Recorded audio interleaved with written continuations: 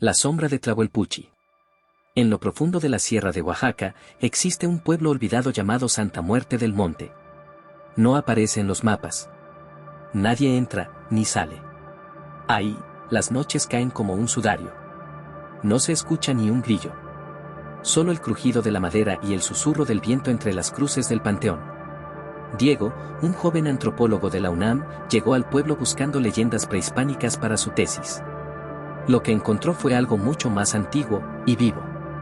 Lo hospedaron en la casa de doña Imelda, la curandera del pueblo, una mujer ciega con una voz rasposa que hablaba más con los muertos que con los vivos. No salgas después del tercer canto del tecolote, le advirtió la anciana. O la Tlahuelpuchi te encontrará. Diego pensó que era una superstición. Pero le intrigó aquel nombre, Tlahuelpuchi. Lo había leído antes en códices náhuatl, asociado a brujas vampíricas.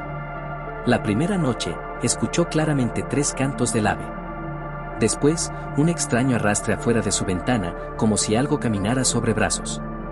No había luna. Todo estaba oscuro.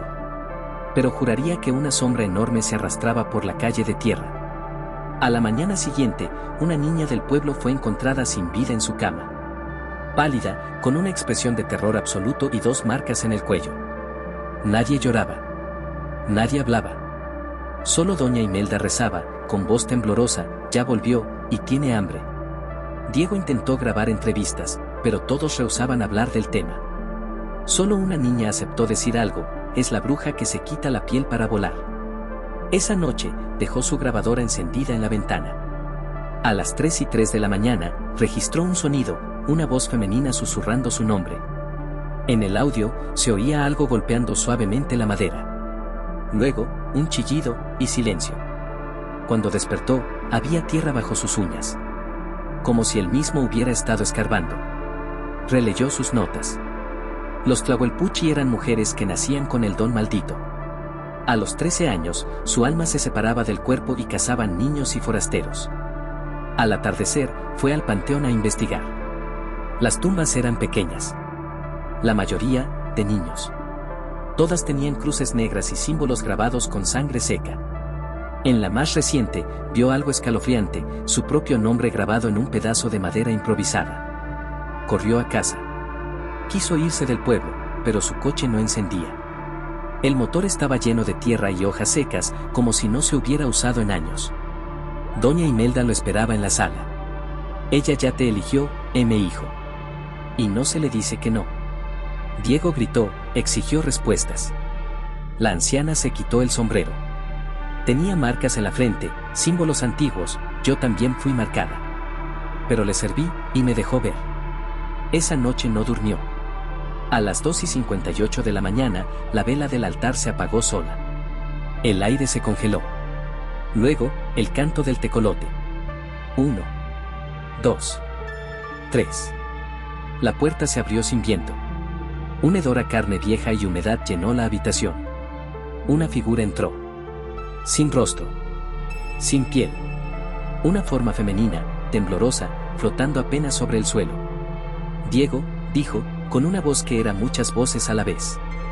Ven. El joven quedó paralizado. Sus ojos sangraban. Su corazón latía con fuerza inhumana. Cuando recuperó la conciencia, estaba en el bosque. Desnudo. Rodeado por velas negras y huesos. Doña Imelda estaba frente a él, junto a otras 6 mujeres del pueblo. Todas tenían ojos vacíos, y lo observaban en círculo. Hoy renaces. Hoy sirves, dijo la anciana, y vertió sangre sobre su cabeza. Desde entonces, Diego perdió noción del tiempo. No podía salir del pueblo. El camino desaparecía cada vez que lo intentaba. Los animales lo evitaban. Las personas ya no le respondían. Solo escuchaba su nombre entre los árboles. Una noche, se miró al espejo. Tenía símbolos en el pecho. Parecían cambiar cada noche. Cada vez que dormía, soñaba que volaba. No con alas, sino con rabia, sed de carne y un odio ancestral. En el sueño, cazaba. Y siempre encontraba niños. Siempre los devoraba. Despertaba con las manos manchadas, pero no recordaba nada. Un día, encontró su cámara vieja. Había una grabación reciente. En ella, él mismo caminaba de noche, pero su rostro no era humano. Ojos brillantes. Boca extendida. Y una voz: ya soy parte. Quiso destruir la cinta. Pero la cámara explotó sola en sus manos. El fuego no quemó su piel. En la iglesia del pueblo, el padre había desaparecido hacía semanas. Solo quedó su túnica, cubierta de plumas de tecolote. Diego entendió que ya no era un visitante. El pueblo lo había consumido. Era su nuevo guardián. Una noche, frente al espejo, vio al Atlahuelpuchi detrás de él. Lo acarició. Somos uno, dijo. Ya no huía. Ya no lloraba. Salía cada noche, tras el tercer canto del ave. Desnudo, invisible, sediento. Se convirtió en leyenda. Nadie más entraba al pueblo. El camino fue cerrado por deslizamientos y olvido. Años después, un grupo de jóvenes aventureros encontró Santa Muerte del Monte por GPS. Querían grabar un documental. Entre risas, entraron al pueblo. Estaba deshabitado. Casas viejas. Un silencio inquietante. Uno de ellos, Sofía, encontró un diario viejo en una casa con un altar. Era de Diego. Las últimas palabras escritas: no soy yo. Soy ella. Esa noche acamparon en la plaza. A las 3:03 de la mañana, escucharon el primer canto del tecolote. 1, 2, 3. Luego, pasos. Risas de mujer. Y gritos. Al amanecer, solo uno de los jóvenes apareció. Desnudo, cubierto de sangre y ceniza, murmurando, volvía a nacer. No hablaba. No comía. Solo dibujaba símbolos extraños en las paredes de su cuarto de hospital. En uno de los dibujos, se veía a una mujer sin piel, cargando un bebé con el rostro de Diego. Nadie más volvió al pueblo. En Google Maps, Santa Muerte del Monte ya no aparece. Como si nunca hubiera existido. Pero en algunas noches de luna nueva, hay reportes de luces flotando entre la sierra. Y de un canto lejano de ave. 1, 2, 3. Los niños del pueblo vecino no pueden dormir esos días. Dicen que hay alguien que los llama por su nombre. Los ancianos saben qué es. Pero no lo dicen. Solo cuelgan espejos frente a las puertas y rezan en zapoteco. Porque el Atlahuelpuchi nunca muere. Solo cambia de cuerpo. Deja uno atrás, y habita el siguiente. Y ahora, quien escucha esta historia, ya ha sido marcado. Parte 2, el elegido. El joven que salió del pueblo, cubierto de sangre y cenizas, fue internado en un hospital psiquiátrico en Oaxaca capital. No hablaba. No comía. No dormía. Solo susurraba en una lengua olvidada, algo entre náhuatl y zapoteco antiguo. Los médicos lo identificaron como Raúl Ortega, estudiante de antropología desaparecido hacía un mes con sus amigos. Las autoridades buscaron a los otros 4 jóvenes. Nunca fueron hallados. Raúl comenzó a dibujar compulsivamente en las paredes de su habitación. Figuras sin rostro, altares de huesos, mujeres aladas y una palabra: ella. Una psiquiatra llamada doctora Teresa Cruz se interesó en su caso. Tenía raíces mixtecas y reconoció símbolos del culto al Atlahuelpuchi. Contra las órdenes del hospital, Teresa visitó Santa Muerte del Monte. Lo encontró, pero no como lo esperaba. El camino estaba despejado. Era como si el pueblo hubiese vuelto a abrirse por voluntad propia. Entró al anochecer. Las casas estaban limpias, como si alguien viviera ahí. Flores frescas en altares. Comida sobre las mesas. El reloj del campanario marcaba las 2:30 de la mañana. Y el aire se sentía vivo. La doctora vio a un niño jugando con una pelota en la plaza. Se acercó. Cuando él levantó la cabeza, tenía los ojos completamente blancos. ¿Vienes a buscar a Raúl?, preguntó el niño. Ya no está. Solo queda ella. Corrió de vuelta a su auto, pero las llaves no estaban. Solo una nota en el asiento: nos vemos en el altar. Teresa entró en la iglesia abandonada. En el altar, una figura encapuchada rezaba. Su voz era idéntica a la de Raúl. ¿Por qué has venido?, preguntó. Teresa no respondió. Solo dio un paso atrás. Pero la puerta ya estaba cerrada. La figura se giró. Era Diego. En su rostro, marcas que brillaban como brasas. Tú también escuchaste el canto. Teresa cayó al suelo. La sombra de Diego creció, se alargó, cubriendo las paredes. Ella quiere verte.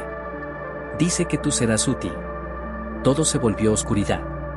Al despertar, estaba en una habitación con paredes de tierra, rodeada por velas negras y símbolos pintados con sangre. Frente a ella, un mural ancestral mostraba a mujeres aladas arrancando corazones humanos bajo una luna sin luz. Y al centro, una figura femenina sin piel, con brazos alargados, coronada con huesos de niños. Una voz habló dentro de su cabeza: tú también perteneces.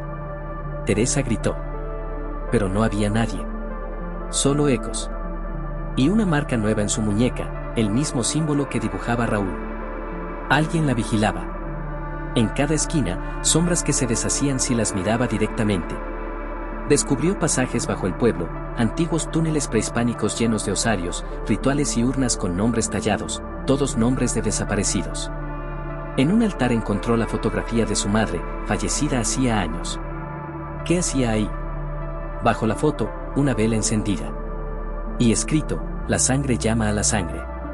Teresa comprendió que había sido elegida desde antes de nacer. Su linaje la ataba al ritual. En su familia, siempre había habido mujeres que desaparecían sin explicación en noches de luna nueva. Subió al campanario buscando señal. Desde ahí, vio al pueblo entero moverse. No había gente, sino sombras. Las sombras se arrastraban, se descomponían, se arrastraban como si el suelo les pesara. El campanario retumbó. 3 campanadas. Y luego, el canto del tecolote. 1, 2, 3. Al bajar, el pueblo estaba completamente cubierto de neblina. No veía ni sus propios pies. Una mano tomó la suya. Raúl. Pero no era él. Era su cuerpo, sí, pero hablaba con otra voz. Tú puedes detenerlo. Pero debes sacrificar lo que más amas. Teresa vio visiones. Su madre, su infancia, su primer amor. Todos aparecían y desaparecían como humo. Una figura emergió del suelo. Era la Tlahuelpuchi, envuelta en vendas negras, con ojos que sangraban oscuridad. Teresa gritó. ¿Qué quieres de mí? Tu alma y tu vientre. Eres la puerta. Comprendió que el ritual no buscaba sangre, sino descendencia. Querían usar su cuerpo para traer de vuelta algo antiguo. Logró escapar por un túnel. Horas después, apareció en un pueblo cercano, delirando y cubierta de cenizas. Los doctores dijeron que su mente estaba rota. Pero alguien la creía, un sacerdote náhuatl llamado Padre Evaristo. Él la protegió. Le enseñó a cerrar portales, a leer códices, a defenderse espiritualmente. Durante meses, entrenó para enfrentar a la entidad. Aprendió a caminar entre sueños sin ser vista. Cuando regresó a Santa Muerte del Monte, no fue sola. Llevaba símbolos antiguos, ofrendas, y el códice Nahual 13, el que hablaba del sello de los Tlahuelpuchi. Lo encontró en una cueva bajo el pueblo. Era el lugar donde nació la primera de ellas, siglos atrás. Teresa realizó el ritual inverso. Debía ofrecer su voz, su sangre, y su verdad más dolorosa. La tierra tembló. El cielo se tornó rojo. Y en el aire, miles de lamentos resonaban. Frente a ella, aparecieron Diego, Raúl y decenas de personas más, todos atrapados entre la vida y la muerte. «Libérennos», gritaban. «Cierra el portal». Teresa gritó una última palabra, Teyolía, el alma divina en náhuatl. Y se desmayó. Despertó semanas después. En un hospital. A su lado, Padre Evaristo le dijo: «Lo lograste». El pueblo se desvaneció. Nadie encontró Santa Muerte del Monte otra vez. Ni por GPS. Ni a pie. Como si nunca hubiera existido. Pero Teresa quedó marcada. Cada 3 y 3 de la mañana, aún despierta gritando. A veces, habla lenguas que nadie entiende. Lleva en su espalda una cicatriz que no recuerda cómo obtuvo, en forma de alas. En sueños, aún ve a la Tlahuelpuchi. La mira, pero no la ataca. Solo le sonríe. Raúl fue encontrado sin vida en su celda del hospital psiquiátrico. Su rostro mostraba paz. En su mano, sostenía una pluma de tecolote. Y en la pared, una palabra: gracias. Teresa publicó su historia bajo seudónimo. Pero nadie le creyó. Salvo los que han oído el canto. Si tú también lo escuchaste, ya no puedes huir. Ella te vio. Parte 3. El silencio no la detiene. Han pasado 3 años desde que Teresa logró sellar el portal en Santa Muerte del Monte, o eso creyó. Se mudó a Ciudad de México, intentando retomar su vida como psiquiatra y olvidar todo lo vivido. Pero cada vez que caía la noche, sentía una presencia junto a su cama, aunque durmiera con las luces encendidas. A las 3:03 de la mañana, su reloj sonaba solo. Siempre. Y siempre, escuchaba el susurro, el sello se agrieta. Los sueños regresaron. Pero ya no eran de la Tlahuelpuchi.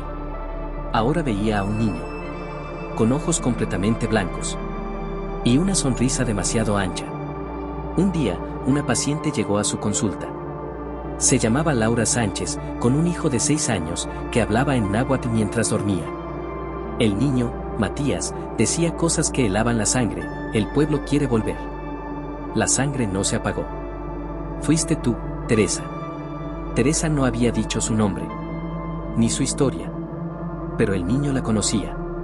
Revisó sus notas, buscó símbolos.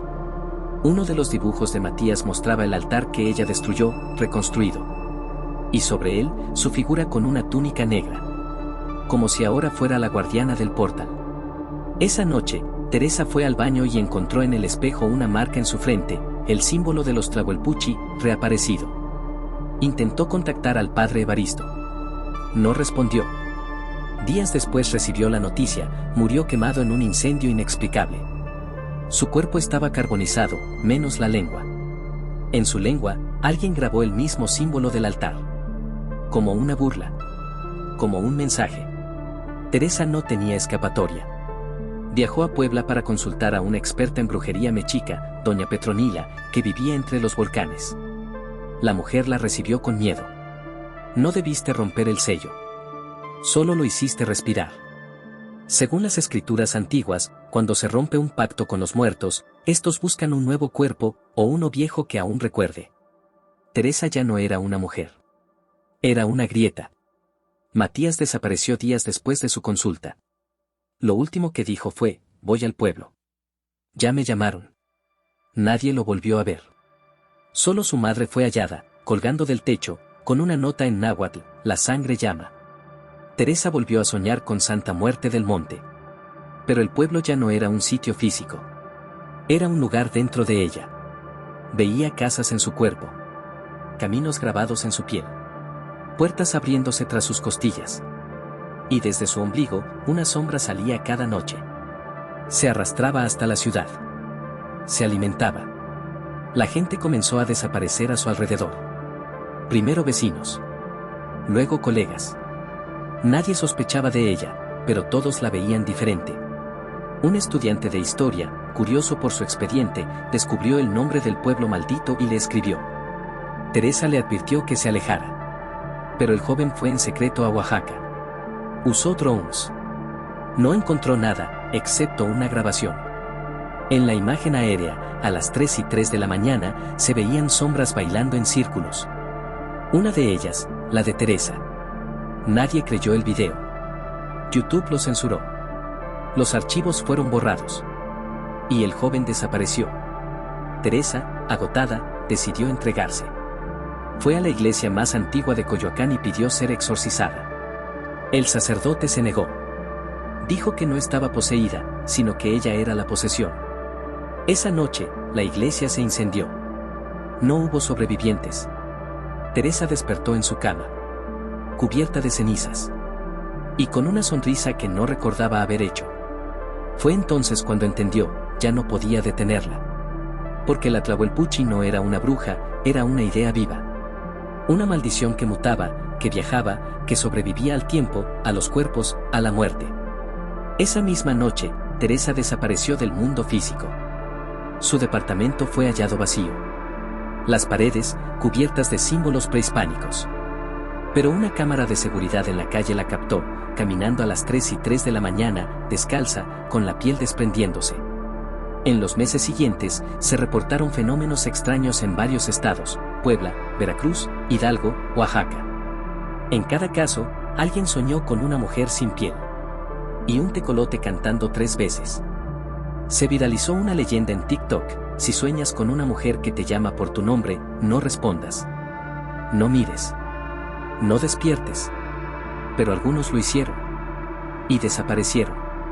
Una investigación no oficial reveló más de 60 personas desaparecidas en los últimos 6 meses, todas con un vínculo. Leyeron la historia de Santa Muerte del Monte. Y ahora tú, que escuchas o ves esta historia, has sido testigo. Porque en los códices antiguos, la Tlahuelpuchi no solo se alimenta de sangre, sino de atención. De quienes la nombran. De quienes la imaginan. De quienes repiten su historia. Cada visualización, cada me gusta, cada comentario, la fortalece. Una nueva generación de brujas está naciendo. No en pueblos alejados, sino en la ciudad. Chicas que hablan náhuatl en sueños. Que tienen visiones. Que sueñan con el símbolo en la frente. Algunas desaparecen. Otras, cambian. Y regresan con los ojos más oscuros. Se ha detectado una comunidad secreta en la red oscura que comparte grabaciones de rituales modernos, todos inspirados en la historia. Uno de los videos muestra a una mujer embarazada invocando a la Tlahuelpuchi. Dice que es el nuevo receptáculo. El video termina con la cámara cayendo al suelo. Y un susurro: tú serás la siguiente. A partir de entonces, cada 3 y 3 de la mañana, un nuevo nombre aparece tallado en espejos, paredes, teléfonos, incluso sueños. Se cree que Teresa aún vive, pero no como humana. Vive entre los símbolos, los recuerdos, las historias. Y se manifiesta en cada lugar donde alguien escucha su nombre con miedo. Algunos afirman que se puede romper el vínculo, no creyendo, no compartiendo, no repitiendo. Pero nadie deja de hacerlo. Porque el terror, como la Tlahuelpuchi, se alimenta del silencio y del deseo de saber más. Así que si tú llegaste hasta aquí, estás marcado. Ya has abierto la puerta. Mira el reloj. Si son las 3:03 am, escucha. ¿Oyes al tecolote? No respondas si te llaman por tu nombre.